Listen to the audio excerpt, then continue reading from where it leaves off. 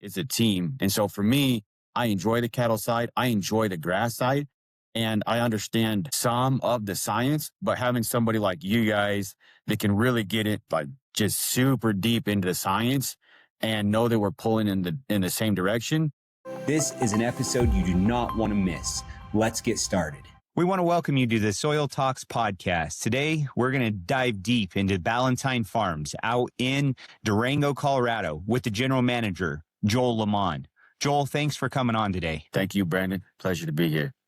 Absolutely. Yeah. So they brought you into Ballantine Farms right at a year ago now, right? We're taking this system that is a conventional type of a system and we're turning it into a regenerative system. And so if you could, we'll just jump right in and we'll start talking about the regenerative side of things, where you actually kind of cut your teeth in the regenerative agriculture and cattle side. Joel, he has massive amounts of experience with cattle, with animals, and with soil health. And so if you could just kind of give us a synopsis or a back view of where you learned about regenerative agriculture, about putting cattle onto farms, turning soil into healthy soil. Where'd you learn about it, Joel? Really, the first major step in my journey of learning about regenerative agriculture was in Sonora, Mexico, in the middle of the desert. So I was running a cattle operation down there, a seed stock operation. And we had got some irrigated ground in order to raise our heifers on, something with a little more protein, a little more nutrition than your traditional, desert ground. And we needed to do it as low input as possible. Capital was minimal working in that environment. And so we took a piece of ground that was essentially overgrazed, continuously grazed. And as I looked at options on how we could run that place more efficiently, stumbled on a different way of doing things, and it piqued my interest. And I started reading and talking to people and listening to podcasts and watching videos. And yeah, that was really the first step. I was just looking for something that was going to make financial sense, as well as take better care of the soil. Sure, yeah, to be able to get, like you said, the protein levels up, to be able to get a little bit healthier soils, for that younger cattle. That's interesting. So tell us a little bit then also about it, if you don't mind. So you basically took desert soil, turned it into a regenerative system. Obviously, you said you watched a lot of podcasts, you learned over time on how to do it. So before that, was it all just a kind of a conventional system, the whole operation that you were working on? Did you own it, or were you working with people down there? How did it work? Yeah.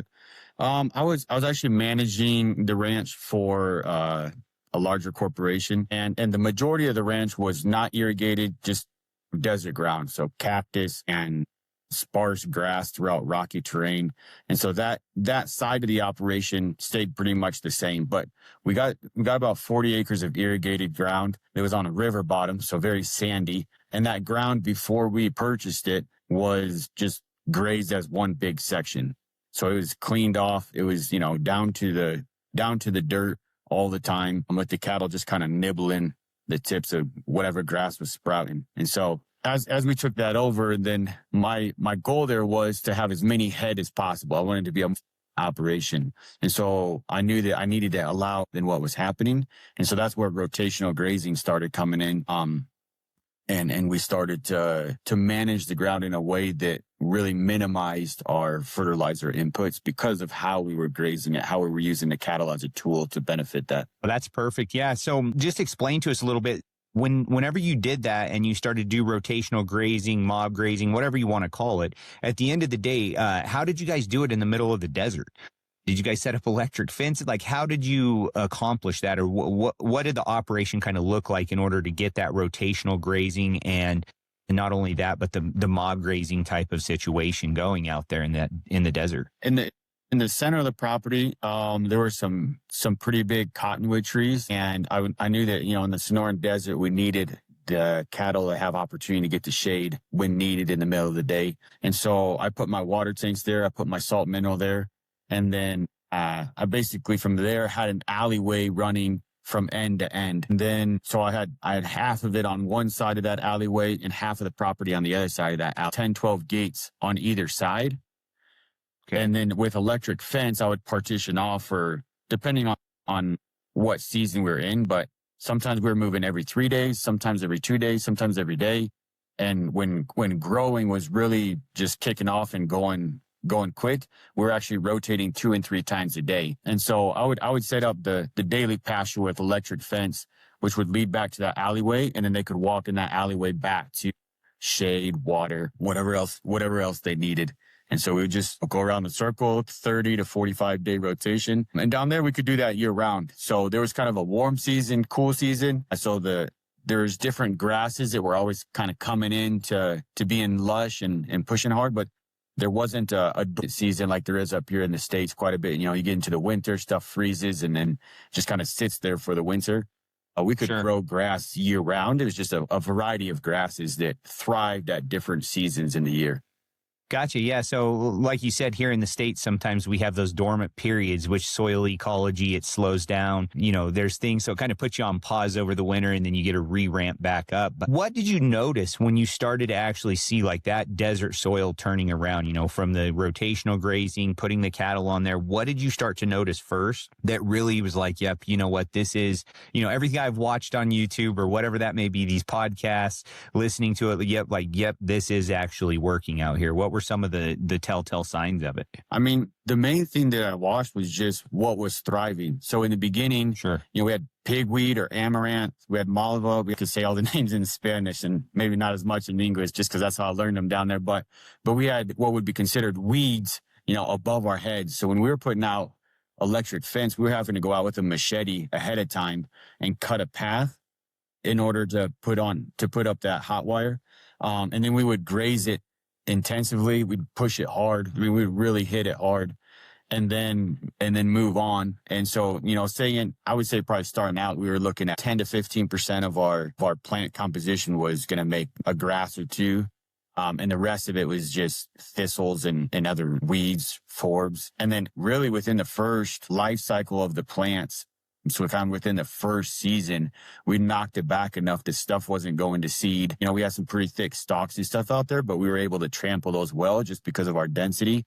And then within the first year, 2 years, you know, we were probably 90% grass. And we seeded in a little bit of clover, to help fix some of that nitrogen. But really, it was just grazing it at the right time and letting it rest to get reestablished. Man, that's great. That is. So now fast forward. So that's kind of where you cut your teeth in the regenerative side of things, saying, hey, man, I know this works. We built this out. We've done it in the desert, which there's some benefits, like you said, year round grazing. You know, we don't really have those temperature dips in the winters and things like that. But now you took that knowledge, you took the wisdom that you took from down in Sonora, Mexico, and now you headed to another operation before Ballantine Farms, or how did that kind of work? You went to just another operation to kind of bring that same knowledge in, or what happened before you got to Ballantine? So I moved back to the States, up here to the southwest region of Colorado. And I got a job managing a cattle ranch. There's more conventional cattle ranch. There was some talk there of bringing in some regenerative practices, doing some rotational grazing. But as time went on, it was more kind of thinking maybe someday, but there wasn't a lot being put into place. So it was a conventional cattle operation. You know, you're haying a good chunk of your ground to get through the winter, you know, pouring on the fertilizer so that you can grow feed to feed the animals. And so it's a standard cattle operation. And then, so as I was experienced and my interests, and asked me to come and change their operation here. So it's been, in the family 40 to 50 years, and pretty much just conventional hay operation, no cattle involved, just baling hay and sending it down the road. So they wanted something that was going to provide a little more stability financially long term. They looked over the past years and what has happened to input costs, and where there hasn't been a whole lot of increase in prices of hay. They saw a business that was lacking, let's say, as well as try and stabilize and really take care of their asset here. So they asked me to come on and put together a 3 to 5 year strategic plan for taking it really in a pretty drastic, different direction. Absolutely. Yeah. And I know, I talked to Chris with Ballantine Farms, 2 years ago. And that's kind of when he was that said, hey man, I'm interested in doing this. How are we going to, convert this over in our company? We can definitely provide, the microbial side of things. We can provide the microalgae, the soil amendments, the things to help speed that up. We're not in the cattle business by any means, but, we told them, hey, we could help you in these ways. But if you didn't change that conventional aspect of the farm, it would still, yes, we would be able to cut inputs. Yes, we'd be able to do those things, but still it wouldn't actually be a fully regenerative system. And I know he looked a long time, Ballantine Farms looked a long time to find the right fit for it. And it's not an easy thing to do, to find somebody that understands it, that's passionate about it. And then not only that, to then be hands off and say, this is what we want to do, create the plan for me. And, ended up being you, Joel. I feel like Ballantine Farms very lucky to have you and vice versa, right? It's a great partnership, it seems like, because they really have a vision, and you're the one that's just laying that vision out and saying, yeah, you know what, we can do this and let's move forward. So I know it took some time because there was another farm manager that was at the farm at the time that was obviously conventional, right? Like it was, we're going to go out and we're going to have war on weeds when there's weeds in the field, and we are going to till the ground and we're going to replant it, and we're going to, like you said, chop the hay, send it down the road, and didn't really have that aspect of trying to keep a lot of those resources on farm in order for the regenerative side of that. And so when they brought you in, and even you and I, we started working together and starting to discuss this, we kind of told you the same thing. Like, these are the things we can help you with. We can get you the microbes back that's been destroyed over the years and replace those into the soil. We can bring the microalgae. We can bring all the amendments, but still there is that piece that we needed that you really brought in, is the animals, right? So let's talk a little bit about that. So, what role does the cattle play in that regenerative operation? Now at Ballantine Farms, it's been 1 year since you started. I know you got some cattle on the ground this year. So just kind of walk us through that and tell us kind of like, what does that cattle play, or what animals did you have on the farm this year? What roles they kind of played, if you would? Sure. Before I answer that question, you just brought up something about how Chris and I work really well together, the owner and myself, and also now with you on the team as well. And that's really what it takes is a team. And so for me, I enjoy the cattle side. I enjoy the grass side, and I understand some of the science, but having somebody like you guys that can really get it like just super deep into the science and know that we're pulling in the same direction is that's why we're doing well, is because of that combination. So we have an owner who sees, okay, this is the vision, I'm on board, go do it. Like you were saying, we each kind of play our roles. Sure.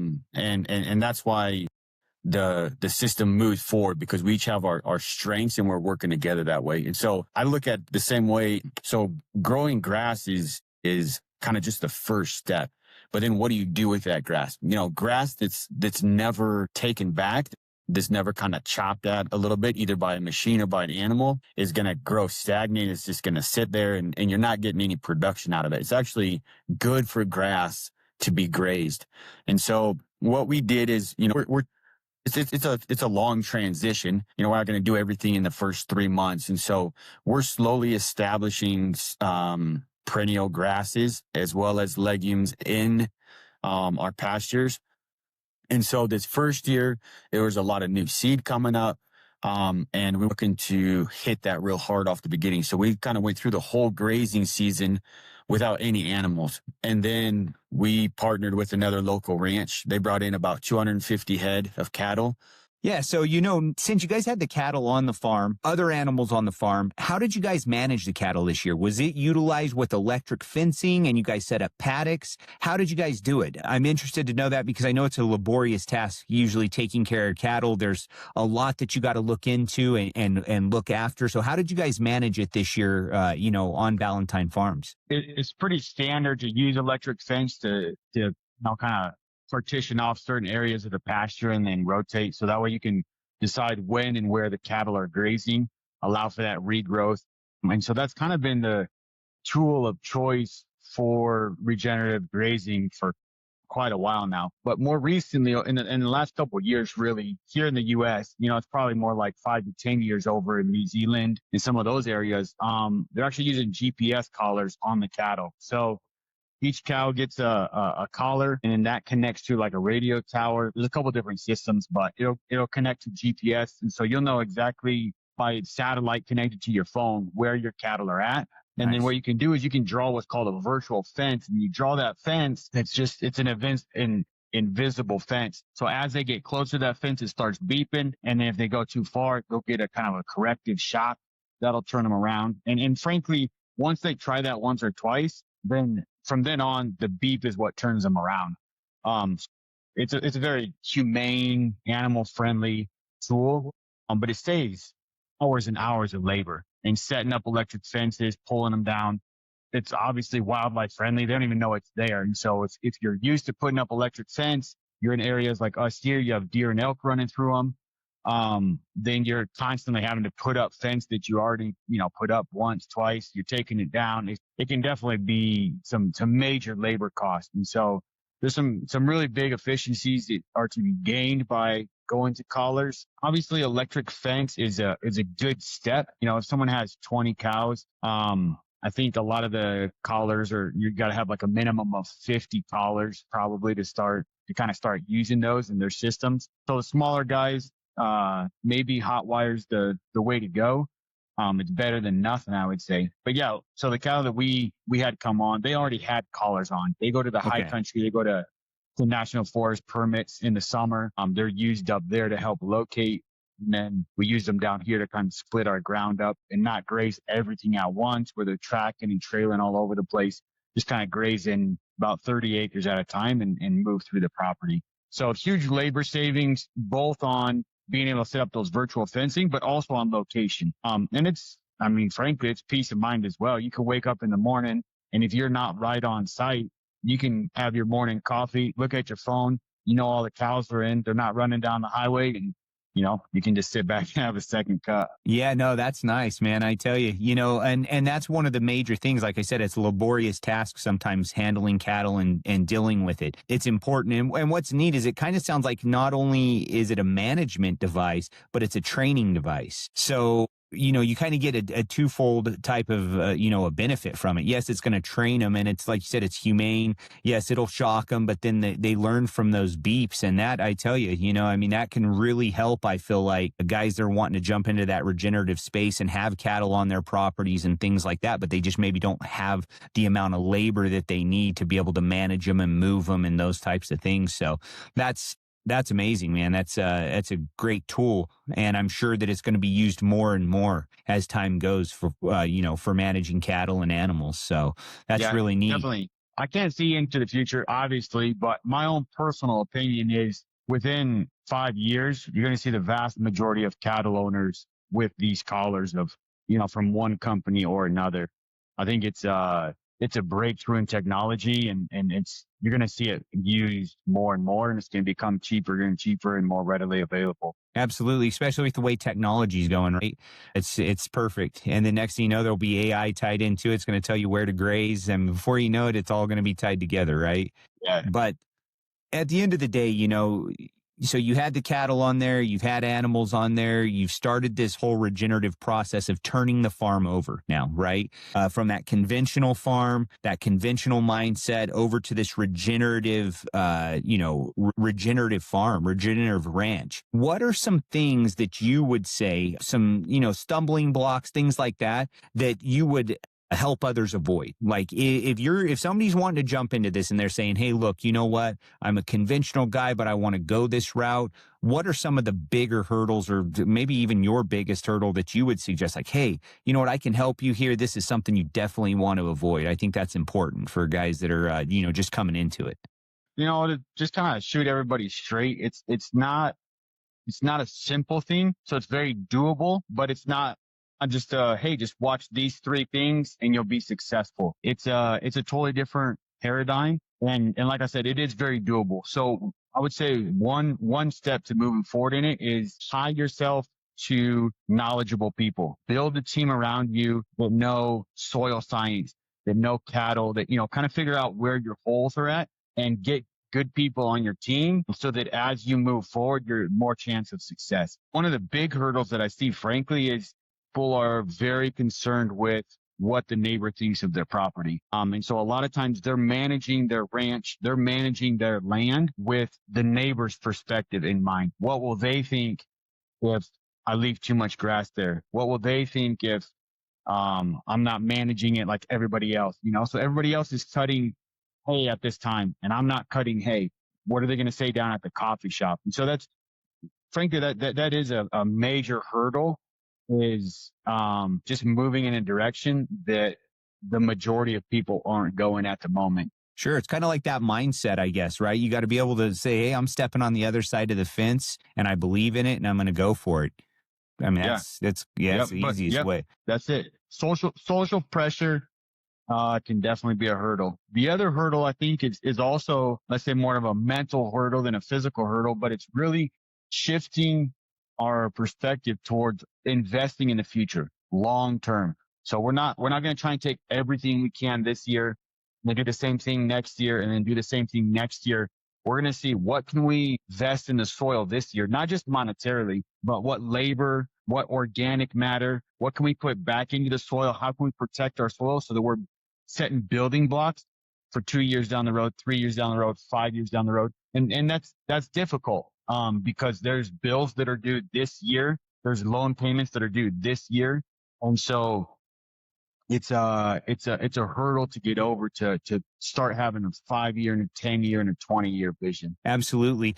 But the good part is like you said, as you look at that vision, and instead of just saying, I'm going to try to produce as much hay as I can this year, ship it down the road, that mind shifts. Next thing you know, you're saying, I'm going to keep as much hay on this property as I can. I'm going to build, that dense mat, covering the soil, doing those things that will pay off. It just doesn't necessarily mean it's going to pay off year one. It might be year 2, 3, 4, 5, far into the future. And then there will be, I guess, that point in time, I would guess, where that shift happens. And next thing you know, you're not so much worried about loan payments because you don't have 10 tractors you're operating. You don't have the fertilizer bills. You don't have all those bills that you just are like, man, I have to produce something and sell it due to the fact that I got bills to pay. So yeah, no, I could definitely see that for sure, Joel, and that would be a huge hurdle and something that you just kind of have to start shifting your mind and saying, okay, even if it's a small change, like I'm going to change this field over this year,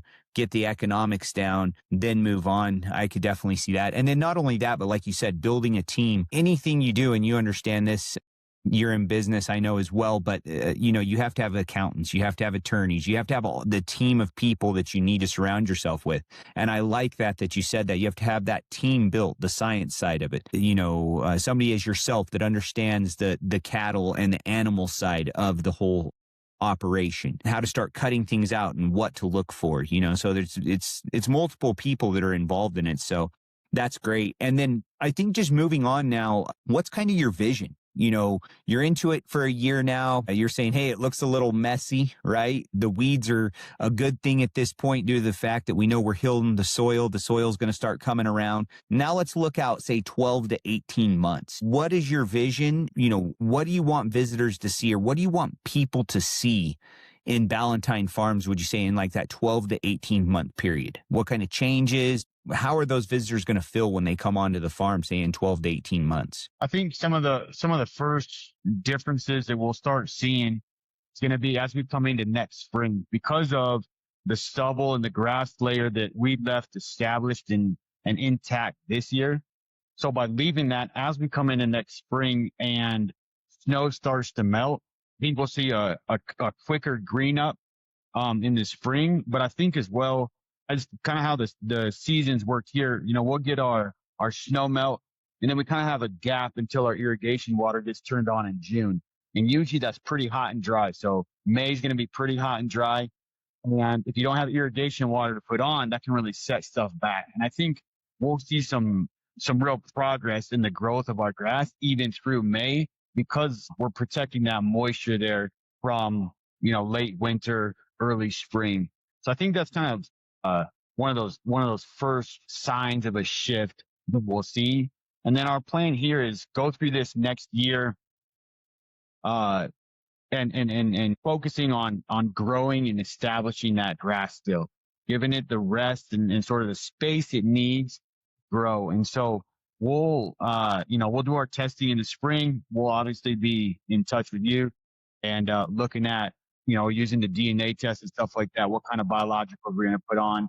How can we help speed up some of this process? And then, but what we're going to do is we're going to use goats as a tool for this next year. So we'll be bringing on those 300 goats, bring them on, move them through, and we'll be able to graze certain areas more intensely, especially like I said, where those thistles are at.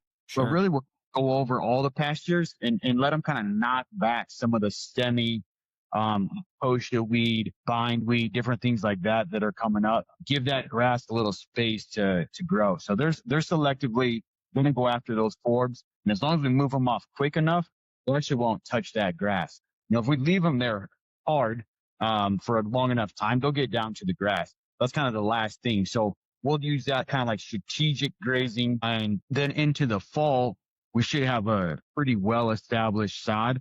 All of our grass should be up. We'll let it mature. We'll let it go to seed. And so that's going to help really just put a seed population in the ground, in our soil here that is, in the millions, if not billions of seed.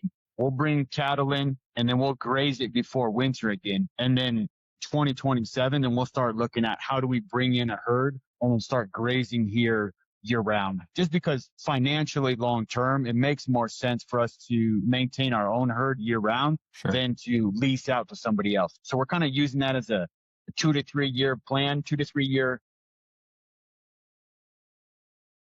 tool, I guess, out of the toolbox, right?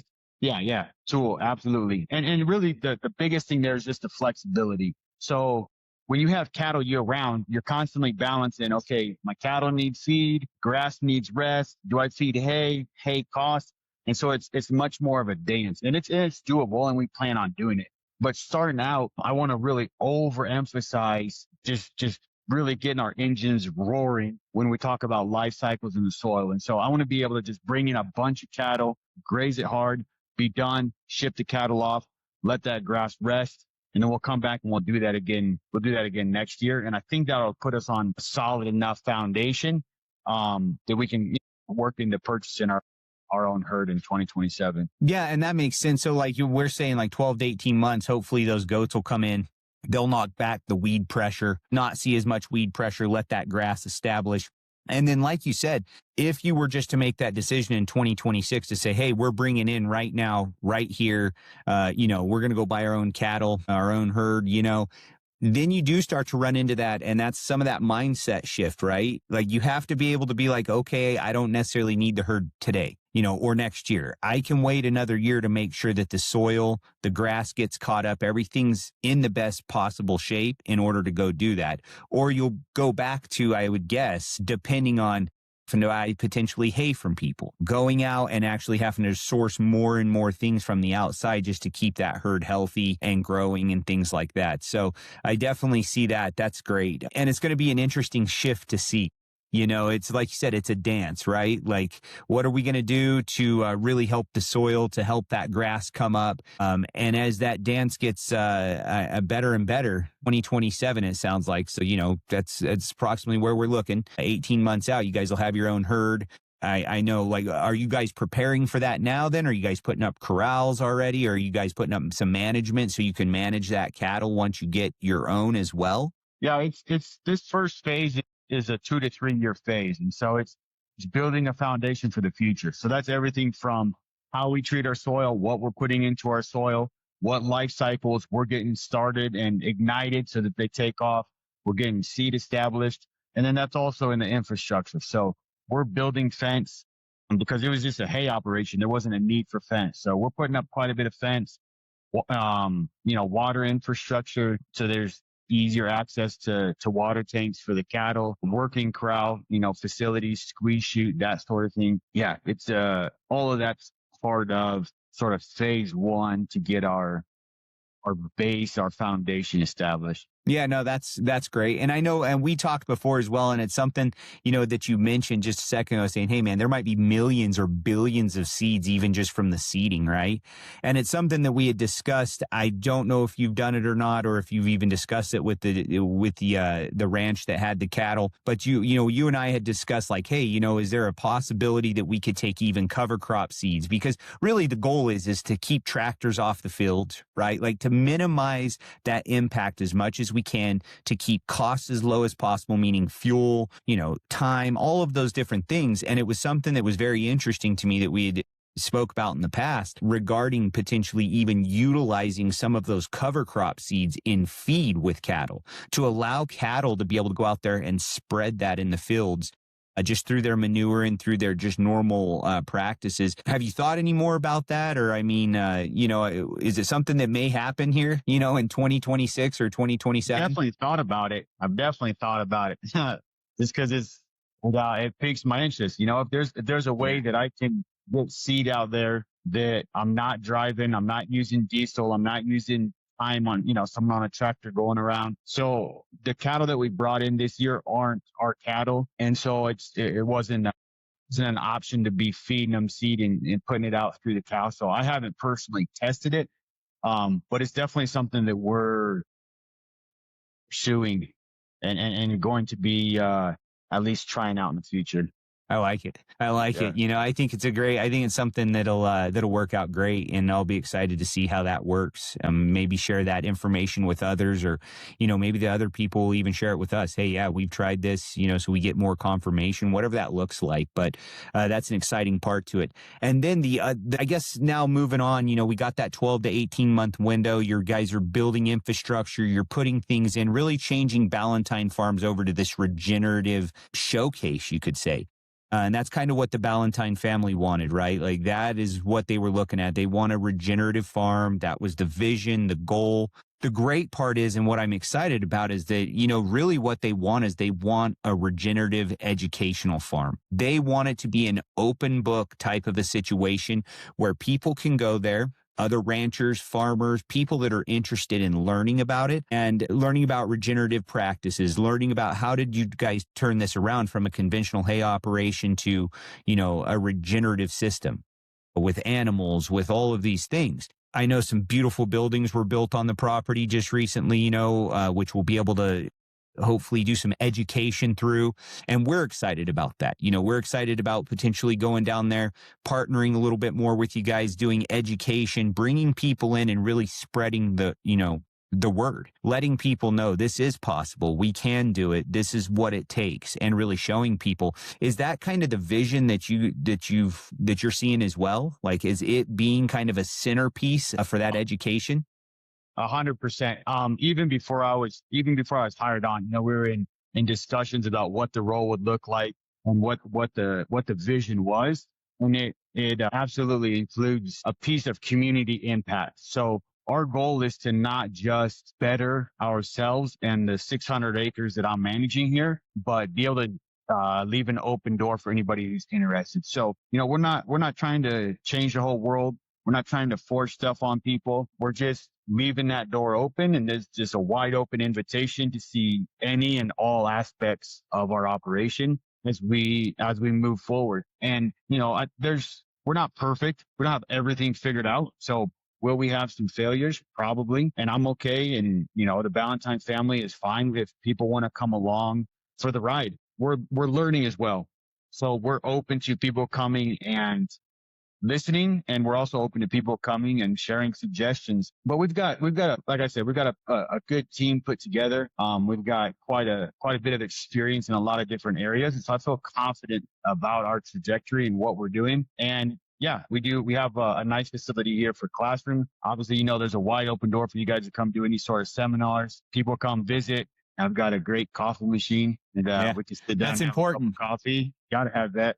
And we can, walk out through the fields, phone calls, emails. It's been very clear to me that my purpose here is not only to impact these 600 acres, impact others who are interested in heading the same direction, or maybe just a piece of it. come and pick and choose and see what aspects of this fit your operation. And frankly, I love it. I love talking about things. I love discussing ideas. I love pushing the edge on how can we get seed out through cattle? How can we use GPS collars, new technologies, or try to be sort of the point of the spear in some different research and trying out some different things on the ground, but just tied to reality. I want to be genuine and authentic in what we're doing. So you can go online, you can find some pretty sweet YouTube shorts, different videos, stuff like that, where look at this regenerative farm and, they claim all kinds of things and show all kinds of videos and pictures and it can, some of it I'm sure is legit and it can get you excited, I guess. But just like on the ground level, come down and say, okay, you guys are using collars. Like, what are the difficulties of putting these things on? What have you guys run into? It's more that nitty gritty that is, it just takes a visit to the place and asking questions, and we're open to all of that. Absolutely. That's great. Yeah. And I think that's what people need to hear, Joel. They need to hear the nitty gritty. They need to hear, or not just see the videos, see the beautiful pictures of a regenerative operation. And it was like, oh, it was a breeze. It just woke up one morning and guess what? It all was perfect. I was drinking coffee and things worked out great. Now, with that being said, maybe having that coffee pot on the top of the list for a regenerative farm, that might be something, right? That's kind of the way I look at it.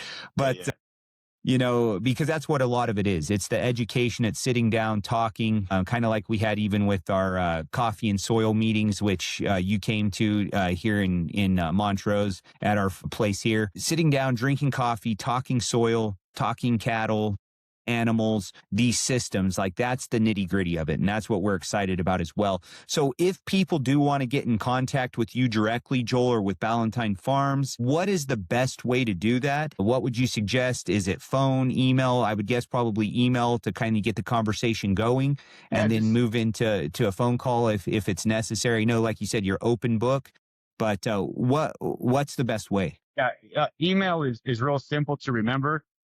timefarms@gmail.com. It rolls off the tongue. It's real easy. timefarms@gmail.com. That goes right to my inbox. It's the way.